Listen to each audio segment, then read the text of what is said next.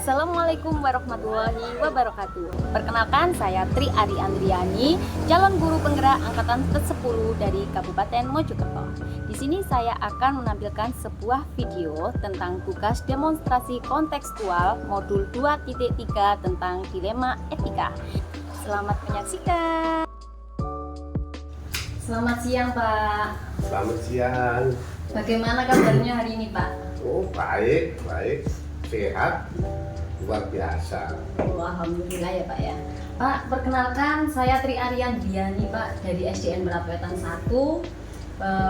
Mau ke sini karena ada tugas CGP, Pak, tentang demonstrasi konseptual modul 3.1 tentang dilema etika. Di sini tugasnya mewawancarai 3 kepala sekolah dan salah satunya ini mewawancarai jenengan. Mohon izin, Pak, untuk memperkenalkan diri. Biar sama-sama kenal ya. Nama saya Sumardi, asli Lawar. Saya bertugas di sekolah ini mulai tahun 2022. Oh, berarti itu ya, Pak ya? 2 tahun ini. 2 tahun. Ya. Terima kasih, Pak, perkenalannya, dan saya di sini nanti akan memberikan beberapa pertanyaan ya, Pak ya. Bagaimana sih, Pak, jenengan bisa mengidentifikasi kasus-kasus yang merupakan dilema etika atau rujukan moral, Pak? Begini, cara saya mengidentifikasi kasus-kasus yang ada di sekolah ini yang berhubungan dengan dilema etika dan rujukan moral, itu biasanya muncul dari kasus-kasus sederhana yang ada di sekolah. Contoh, masalah perkelahian anak. Dari masalah perkelahian anak ini kan perlu proses. Anak itu kadang-kadang yang benar disalahkan, yang salah merasa benar. Terus kadang-kadang ada yang menyangkut masalah pencurian di sekolah ini. Yang sering lazim dilakukan anak-anak itu mencuri onderdil sepeda. Tetapi kadang-kadang penyelesaiannya sulit. Anak-anak pada waktu mencuri onderdil sepeda, walaupun sering dikatakan dinasihati oleh guru pada waktu ada kegiatan upacara, tetapi tetap saja dilakukan. Nah, masalah ini ada yang dirugikan, terutama anak-anak yang mencuri onderdilnya. Tetapi kadang-kadang anak itu walaupun ketahuan mencuri, tetapi merasa benar, dilimpah-limpahkan kepada temannya. Jadi masalah ini sering muncul di sekolah kami, dan untuk itu perlu ada penyelesaian yang terbaik. Jadi diidentifikasi, terus ini melibatkan siapa saja, dan setelah itu ya kita selesaikan secara baik-baik, dan bagaimanapun juga kepala sekolah ya yang berhak yang mengambil keputusan itu. Oh iya. Berarti terus ini ya, Pak ya. Terus bagaimana cara menjalankan pengambilan keputusan, Pak? Terutama untuk kasus-kasus di mana ada 2 kepentingan yang sama-sama benar atau sama-sama mengandung nilai kebajikan itu tadi, Pak. Biasanya dalam rangka menyelesaikan kasus-kasus ini, saya lebih mengoptimalkan struktur yang ada di sekolah ini. Struktur yang ada di sekolah ini yang pertama itu adalah wakil kepala sekolah saya.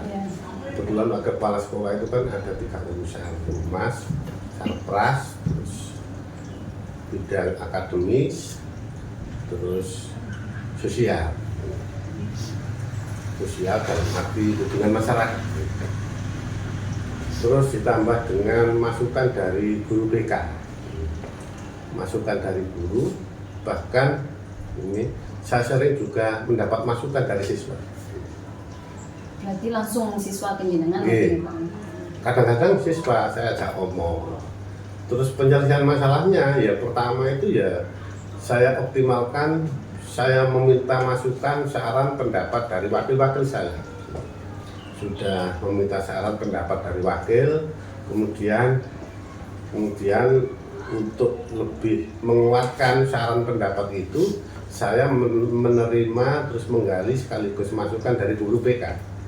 di guru BK itu catatannya kan lengkap mengenai kasus-kasus yang ada, ini kena ini catatannya lengkap. Setelah digabung berbagai saran, pendapat, masukan, catatan, informasi yang ada itu ya baru kita ambil suatu keputusan. Bagaimana caranya keputusan ini supaya tidak merugikan dari berbagai pihak. Yeah. Keputusan itu harus keputusan yang membangun. Yang salah nanti bisa menjadi lebih baik, Bisa sadar kalau ya itu salah bisa ya Pak sadar, ya. yang salah bisa sadar sehingga ke depan itu bisa memperbaiki kesalahannya Dan di tidak akan kemudian hari. mengulangi lagi. Dan tidak akan mengulangi lagi. Iya. Begitu. Itu tadi sudah menyinggung ya Pak tentang langkah-langkah atau prosedurnya ya Pak. Sekarang yang lebih rincinya itu Pak, langkah-langkah atau prosedur seperti apa yang biasanya dilakukan itu Pak? Pertama ya kita identifikasi masalah yang ada. Kalau masalah itu sederhana, ya kita selesaikan secara sederhana. Iya. Kadang-kadang ya saya selesaikan sendiri, kadang-kadang ya diselesaikan oleh guru BK sepengetahuan saya. Tetapi kalau masalah itu pelik, melibatkan pihak luar, ya kita selesaikan secara bersama-sama, secara kolaboratif antara wakil kepala sekolah dan guru BK, ditambah dengan biasanya itu saya memanggil wali kelas. Panggil wali kelas. Setelah itu ya kita panggil anaknya, terus disuruh ditanya secara lengkap, ya harus berjanji tidak akan mengulangi lagi. Kalau masalahnya itu melibatkan dua anak, misalkan kasus perkalian, ya anak itu harus diberikan suatu motivasi, diberikan suatu istilahnya itu suatu contoh. Kalau salah itu harus minta maaf, yang benar juga ya harus saling menerima kesalahan dari orang lain sehingga ke depan itu bisa timbul suatu hubungan yang harmonis begitu. Gitu ya Pak ya. Kemudian apakah pernah ada sampai ada pemanggilan orang tua juga ya Pak ya? Itu kalau masalahnya berat. Sangat berat itu ya, Iya. berarti itu tadi bersama yang masalah berat itu tadi bersama sama orang tua juga ya Pak Iya. ya. Kemudian hal-hal apa Pak yang selama ini jenengan anggap efektif dalam pengambilan keputusan pada kasus-kasus dilema etika itu tadi Pak? Yang dianggap efektif itu apa? Yang paling efektif itu biasanya begini, ya kita panggil, informasi itu kan sudah saya dapat, ya saya ajak ngomong. Kalau Berarti misalkan mengumpulkan informasi itu ya, ya, Pak ya? saya kumpulkan informasi dulu dari wakil saya, dari guru BK, dari guru, bahkan dari murid. Setelah cukup informasi, maka yang bersangkutan akan saya panggil secara intern. Saya ajak ngomong baik-baik. Berarti Terus, mengumpulkan informasi dari beberapa sumber ya Pak ya, iya, tidak hanya satu sumber tidak satu gitu ya? sumber. Bagaimanapun juga dari berbagai sumber itu merupakan masukan yang sangat berharga. Iya. Supaya keputusan yang saya ambil itu bisa tepat sasaran. Iya. Bisa tepat sasaran. Dan itu saya ajak omong. Kalau misalkan yang membuat masalah itu satu orang, ya saya ajak omong, saya bincang-bincang dari hati ke hati. Ya apa sih untuk ini? Akhirnya akan tersendiri. Terbuka sendiri, akhirnya terbuka. Ya saya lebih mengedepankan bagaimana yang salah itu bisa mengakui kesalahannya, begitu. Menggunakan metode pendekatan berarti ya Pak ya? Iya, pendekatan dari hati ke hati. Iya. Akhirnya ya bisa mengupakan mengapa berbuat begini karena gini Pak, biasanya seperti itu. Iya. Kemudian hal-hal yang merupakan tantangan dalam pengambilan keputusan pada kasus-kasus dilema etika itu apa Pak? Yang menjadi tantangannya Pak? Tantangannya itu begini, sekarang ini kan kadang-kadang masalah itu dipolitisir. Contoh, kadang orang yang merasa terpinggirkan dalam arti orang yang tidak mampu itu biasanya dipakai alat politik. Misalkan rasa belas kasihan, oh ini jangan tahu kamu sakna kiri anak lo kan duwe, iki nyolong sepeda tapi anak lo kan duwe, nyolong alat sepeda anak lo kan duwe. bagaimanapun juga dalam mengambil keputusan ya harus tetap dilaksanakan, walaupun toh itu anaknya orang tidak mampu, ada rasa timbul rasa belas kasihan, ya harus kita eksekusi. Tetapi begini, di dalam rangka mengambil keputusan itu supaya jangan sampai keputusan yang saya ambil itu bisa mematahkan semangat anak, tetapi intinya harus bisa membangun. Itu yang berhubungan dengan rasa belas kasihan, terus melawan kesetiaan. Biasanya begini, dalam satu kelompok itu kan ada orang yang sering ingin cari perhatian, caper, sehingga pendapatnya itu berbeda dengan pendapat kelompok umum besar. Orang yang cari perhatian ini biasanya merusak di dalam kelompok itu. Ya kita beri pengertian bahwa bagaimanapun juga kepentingan kelompok itu lebih penting dari kepentingan individu. Jadi sedapat mungkin ego kita harus kita buang jauh-jauh demi terbangunnya suatu pondasi yang kuat di dalam kelompok itu, sehingga kelompok itu bisa tumbuh berkembang bersama-sama menjadi lebih baik. Jadi itu ya sangat luar biasa Pak ya. Kemudian apakah ada jadwal tertentu Pak dalam menyelesaikan kasus dilema etika ini? Apakah jenengan langsung menyelesaikan di tempat atau mempunyai jadwal untuk menyelesaikannya, bentuk atau prosedur seperti apa yang sudah dijalankan itu? Kalau jadwal sih tergantung situasi dan kondisi. Kalau misalkan anak yang melompat pagar itu kan situasional. Berarti langsung gitu di tempat itu ya Pak ya? Langsung di tempat itu akan saya selesaikan. Menurut jadi baleni meneh gitu. Balane kalau kono. Tetapi kalau kasus itu agak melibatkan orang banyak di sekolah ini, ya otomatis kita selesaikan secara cepat. Walaupun tidak ada jadwal, ya kita panggil ke kantor, kita kumpulkan wakil, terus guru BK. Tapi kalau kasusnya kecil ya cukup dengan guru BK saja, ini diselesaikan. Selesaikan di situ, kalau selesai. Terus nanti kalau seandainya kasusnya itu agak berat, misalkan masalah perkelahian, tetapi ada pengaduan dari masyarakat, utamanya dari pihak orang tua wali murid, ya otomatis kasus ini kan perlu penyelesaian dari berbagai pihak, melibatkan sekolah, terus kepolisian, terus kadang-kadang perangkat desa. Itu perlu penjadwalan. Iya, perlu. Ya, itu kan perlu surat. Berarti melihat kasusnya ya Pak ya. Bisa langsung kasusnya menyelesaikan di tempat, bisa juga membuat jadwal itu tadi ya. Kemudian adakah seseorang atau faktor-faktor yang selama ini mempermudah atau membantu panjenengan dalam pengambilan keputusan pada kasus-kasus dilema etika ini Pak? Ya otomatis ada. Ya. Kalau tidak ada ya kasihan kepala sekolah. Masa siapa Pak? Siapa itu Pak? Ya wakil saya, Pak Kasek, terus guru BK, terus guru, bahkan murid. Gitu ya. Iya, bahkan murid itu yang sangat membantu saya dalam rangka menyelesaikan kasus-kasus yang berhubungan dengan itu. Berarti bekerja sama dengan semua pihak ya Pak ya? Tapi intinya sudah informasi itu lengkap, bagaimanapun juga ya kepala sekolah harus memutuskan. Nah dari semua hal yang telah disampaikan tadi Pak ya, pembelajaran apa sih yang dapat dipetik dari pengalaman Anda dalam mengambil keputusan dilema etika ini Pak?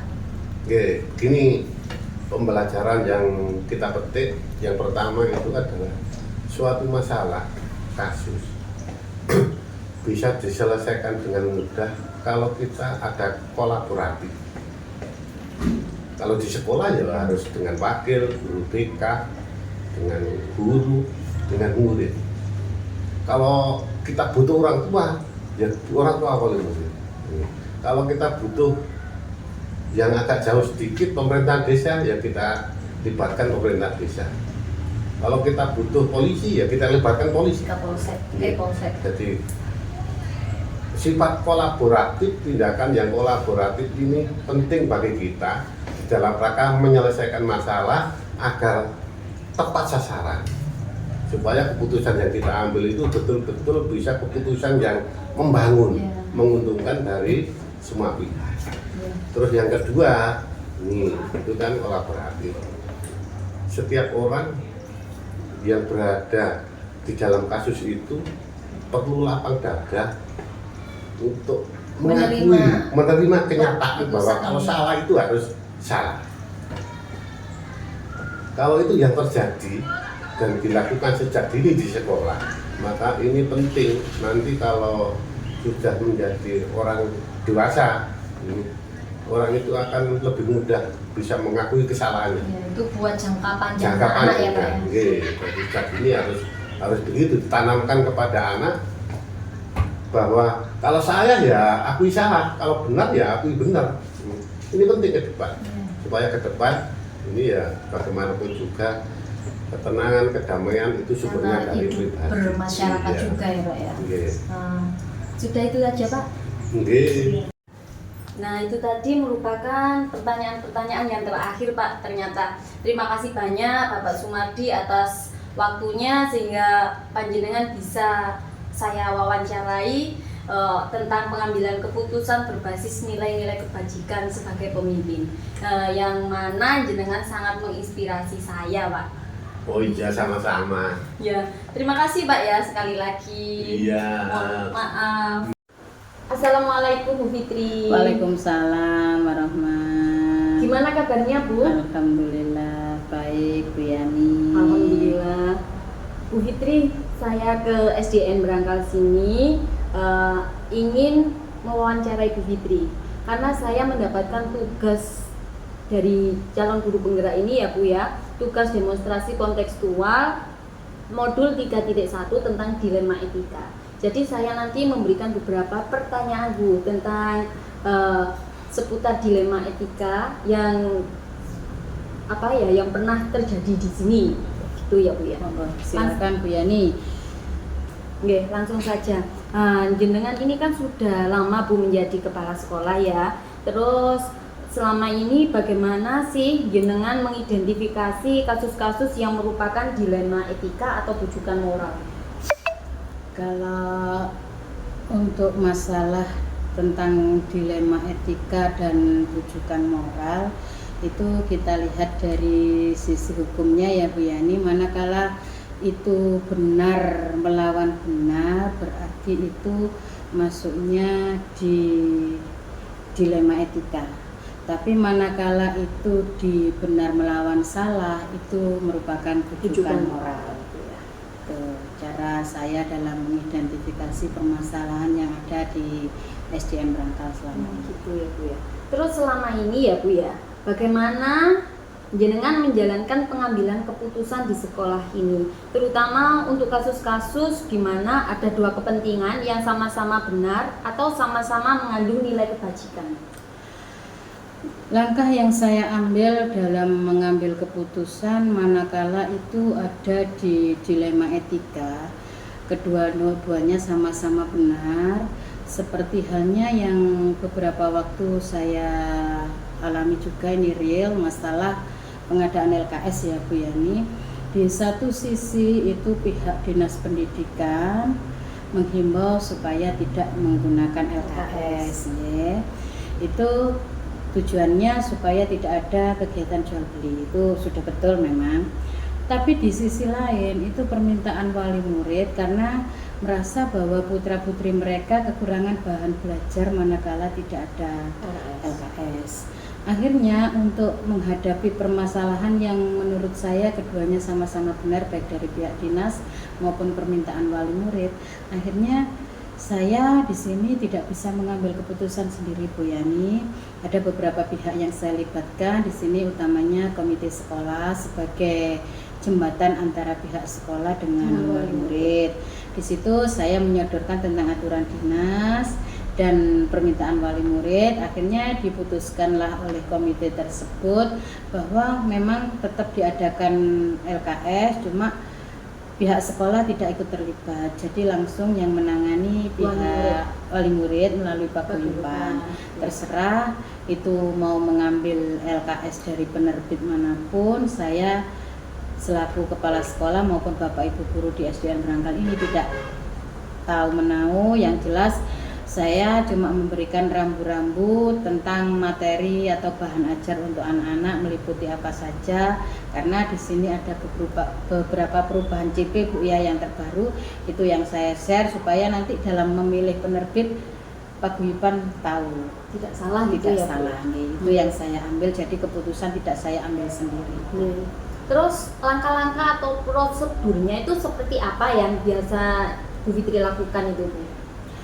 Dalam menghadapi semua permasalahan, meskipun di sini saya selaku pemegang kebijakan tertinggi, meskipun saya bisa mengambil keputusan berdasarkan diri saya sendiri, tapi saya tidak menyalahgunakan wewenang saya itu. Setiap permasalahan yang ada, sesederhana apapun, selalu saya berusaha untuk bermusyawarah bersama seluruh bapak ibu guru yang terlibat di sini, dan saya memberikan kesempatan yang sama kepada bapak ibu guru untuk berpendapat dalam memberikan masukan dalam pemecahan setiap permasalahan yang ada.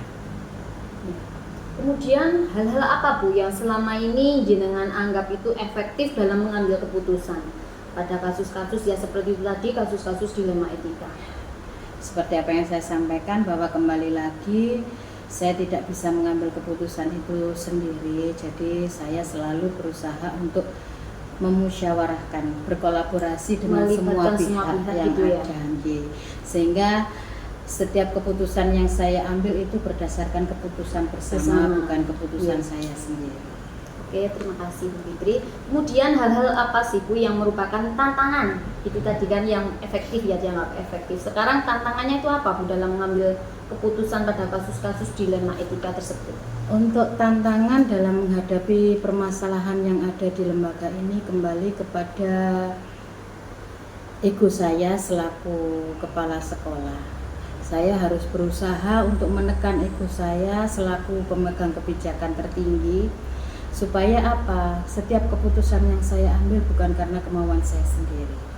Meskipun saya bisa seperti itu, mengingat usia saya juga ya Bu, kalau di sini masih banyak ya guru senior di SDN Berangkal yang lebih senior dari saya. Kadang faktor usia juga membuat ego saya melambung tinggi, tapi di sini karena itu merupakan tantangan terbesar saya harus menekan ego saya harus memposisikan diri saya sebagai pimpinan yang bijaksana, berusaha semaksimal mungkin untuk bijaksana, sehingga saya menyelesaikan semua permasalahan yang ada melalui musyawarah bersama semua pihak yang ada di sekolah.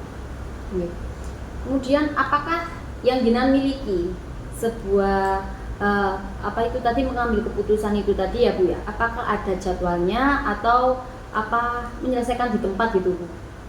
Untuk menyelesaikannya itu.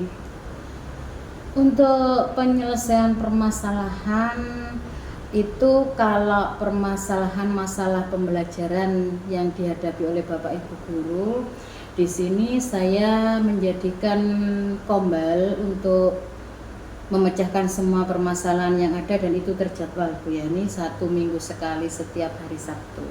Tapi di luar masalah itu, misalnya ada permasalahan yang urgent yang harus diselesaikan saat itu juga, minimal saya memiliki jeda waktu.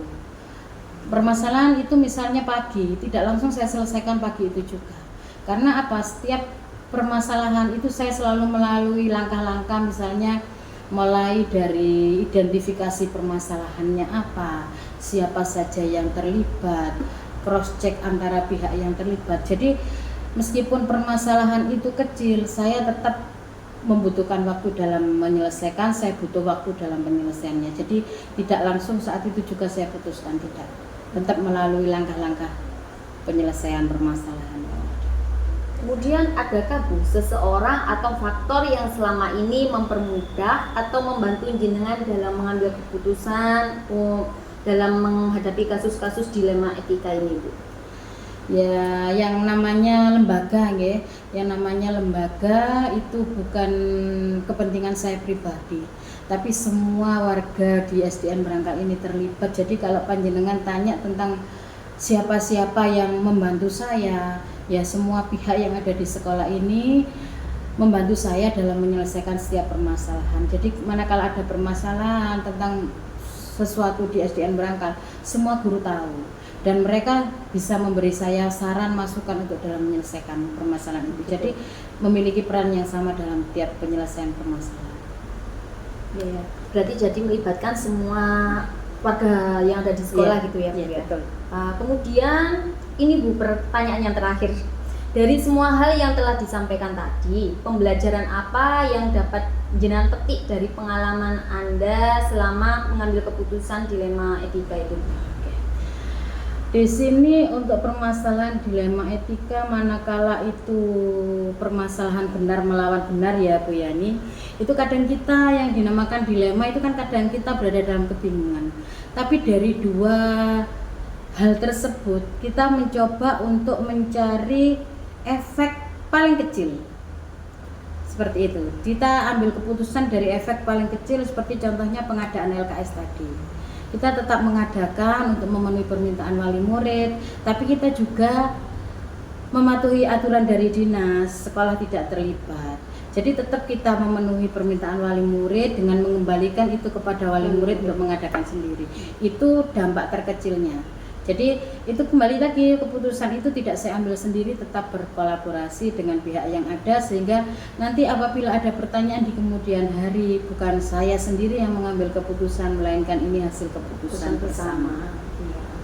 Terima kasih banyak ya Bu, karena sudah mengganggu waktunya Bu Fitri. Dan semua jawaban dari Bu Fitri itu kayaknya itu sudah sangat jelas gitu Bu. Tentang selama ini saya tidak tahu apa itu dilema etika, dari wawancara sama Bu Fitri ini tadi sudah sangat luar biasa jawabannya. Terima kasih banyak ya Bu Fitri, sangat menginspirasi saya. Misalnya menjadi sebuah pimpinan, menjadi seorang pemimpin nanti ya. Terima kasih banyak Bu Fitri. Wassalamualaikum warahmatullahi wabarakatuh. Waalaikumsalam warahmatullahi wabarakatuh. Sukses selalu. Terima kasih.